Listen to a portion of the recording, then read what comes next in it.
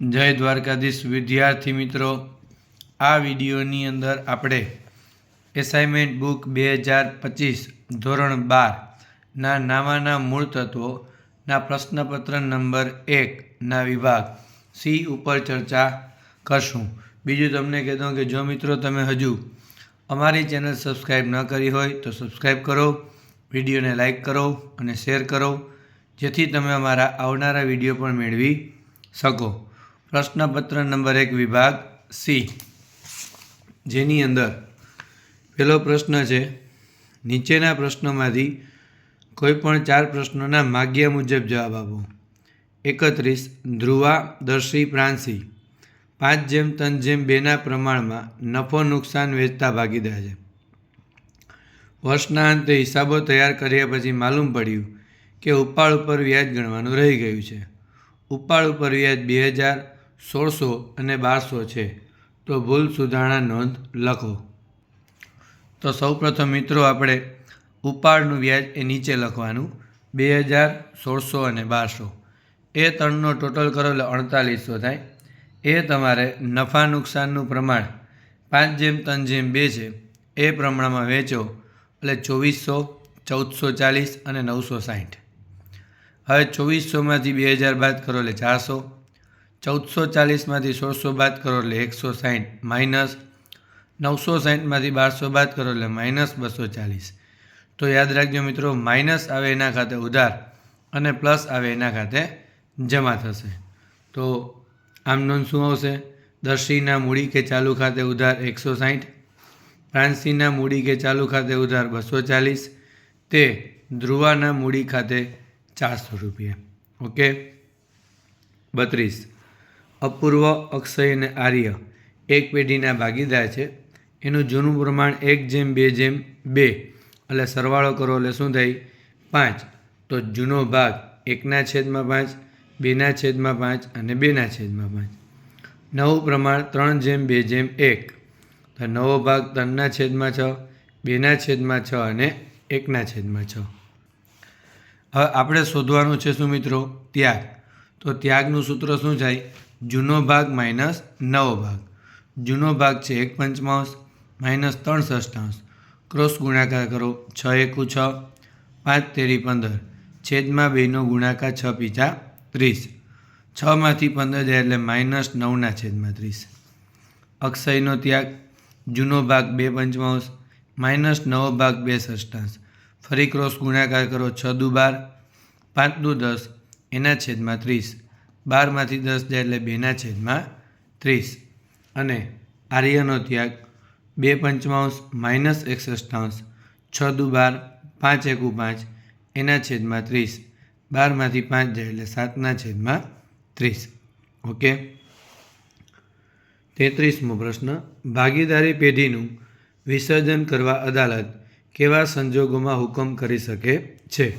તો નીચે મુજબના સંજોગોમાં પહેલું, જો કોઈ ભાગીદાર અસ્થિર મગજનો થાય. બીજું, ભાગીદાર તરીકે ફરજોની બજાવવા કોઈ ભાગીદાર અશક્ત બને. ત્રીજું, ભાગીદારનું સતત વર્તન પેઢી કે ધંધાના હિત વિરુદ્ધનું હોય. ચોથું, કોઈ ભાગીદાર વારંવાર ઇરાદાપૂર્વક ધંધાની શરતોનો ભંગ કરતો હોય. પાંચમું, અન્ય ભાગીદારોની સંમતિ વિના કોઈ ભાગીદાર પોતાનો સંપૂર્ણ હિસ્સો બીજાને તબદીલ કરે. છઠ્ઠું, પેઢી સતત ખોટ કરતી હોય અને ખોટ સિવાય પેઢીનો ધંધો ચાલે તેમ ન હોય.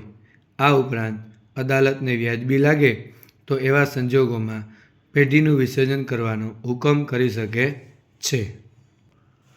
34મો દાખલો છે, જેમાં તમને કીધું નીચેના વ્યવહારની આમ નોંધ. પહેલું છે, પેઢીનો વિસર્જન ખર્ચ 10,000. તો આમ નોંધ આવશે માલ મિલકત નિકાલ ખાતે ઉધાર, તે રોકડ કે બેંક ખાતે 10,000. બીજું, ભૂતકાળમાં માંડી વાળેલ ઘાલઘાત 12,000 પૈકી 8,000 પરત મળ્યા. તો પરત મળ્યા તો રોકડા આપણી પાસે આવે એટલે રોકડ ખાતે ઉધાર, તે માલ મિલકત નિકાલ ખાતે 8,000, 8,000.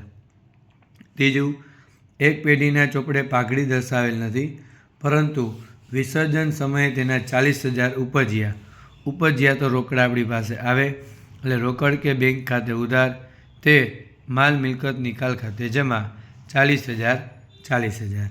ઓકે. પછીનો દાખલો 35. નવિયા લિમિટેડ 1/4/17 રોજ 100 એક એવા 11% 6,000 ડિબેન્ચર 5% વટાવે બહાર પાડે છે.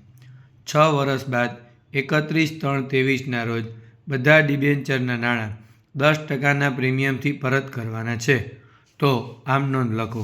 ઓકે મિત્રો, તો પહેલી આમ નોંધ આવશે બેંક ખાતે ઉધાર, તે ડિબેન્ચર અરજી અને મંજૂરી ખાતે. 6,000 ડિબેન્ચર 5% વટાવ, 100ના 5% એટલે ₹5.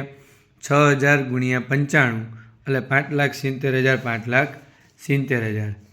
બીજી આમ નોંધ ડિબેન્ચર અરજીને મંજૂરી ખાતે ઉધાર 5,70,000, ડિબેન્ચર વટાવ ખાતે ઉધાર 30,000. તો ₹5 વટાવો તો મિત્રો 6,000 × 5 એટલે 30,000. ડિબેન્ચર બહાર પાડતા થયેલ નુકસાન ખાતે ઉધાર 60,000, તે 11%ના ડિબેન્ચર ખાતે 6 લાખ, તે ડિબેન્ચર પરત પ્રીમિયમ ખાતે 60,000. પછીની આમ નોંધ 11%ના ડિબેન્ચર એટલે કે બીજી આમ નોંધમાં જે જમા કર્યા એ ત્રીજીમાં ઉધાર કરવાના.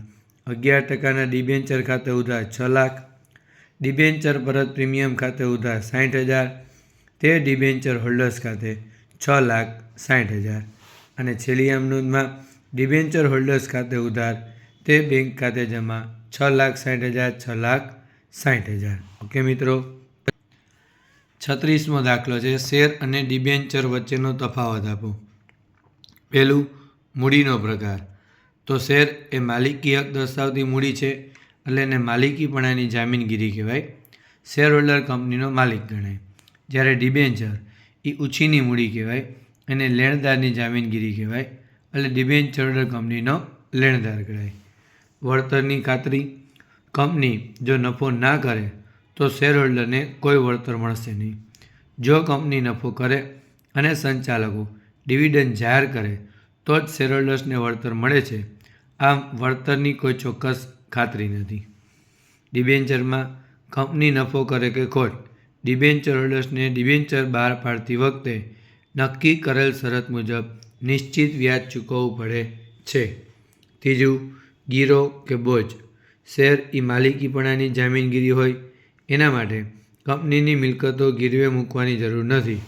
જ્યારે ડિબેન્ચર એ લેણદારની જામીનગીરી છે, એના માટે કંપની દ્વારા સામાન્ય રીતે તેની સામે કંપનીની મિલકત ઉપર સ્થિર કે તરતો બોજ ઊભો કરવામાં આવે છે. અધિકાર. શેર હોલ્ડર્સને કંપનીના વહીવટી કામકાજમાં ભાગ લેવાનો અને મતદાન કરવાનો અધિકાર મળે, જ્યારે ડિબેન્ચર હોલ્ડર્સને કંપનીના વહીવટી કામકાજમાં ભાગ લેવાનો કે મતદાન કરવાનો અધિકાર મળતો નથી. પાંચમું, વટાવથી બહાર પાડવા અંગે. સ્વેટ ઇક્વિટી સિવાય શેર વટાવથી બહાર પાડી શકાતા નથી, જ્યારે ડિબેન્ચર વટાવથી બહાર પાડી શકાય છે. રૂપાંતરિત.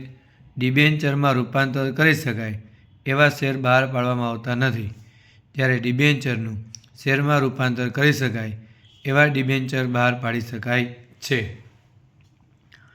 સાતમું, પરત કરવા અંગે. શેરના નાણાં કંપનીએ પોતાના જીવનકાળ દરમિયાન પરત કરવાના હોતા નથી. સામાન્ય સંજોગોમાં ડિબેન્ચરના નાણાં કંપની નક્કી કરેલ મુદતમાં પરત કરે છે. આઠમું, વિસર્જન સમય. કંપનીના વિસર્જન સમયે શેર હોલ્ડર્સને બધા દેવા ચૂકવાયા બાદ રકમ વધે તો જ ચૂકવાય છે, જ્યારે ડિબેન્ચરના કંપનીના વિસર્જન સમયે ડિબેન્ચર હોલ્ડર્સને શેર હોલ્ડર કરતાં પહેલાં રકમ ચૂકવવામાં આવે છે. ઓકે મિત્રો, આ ચર્ચા કરી પ્રશ્નપત્ર નંબર 1 નામાના મૂળ તત્વોના વિભાગ સી ઉપર.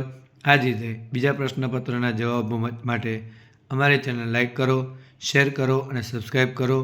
જય દ્વારકાધીશ.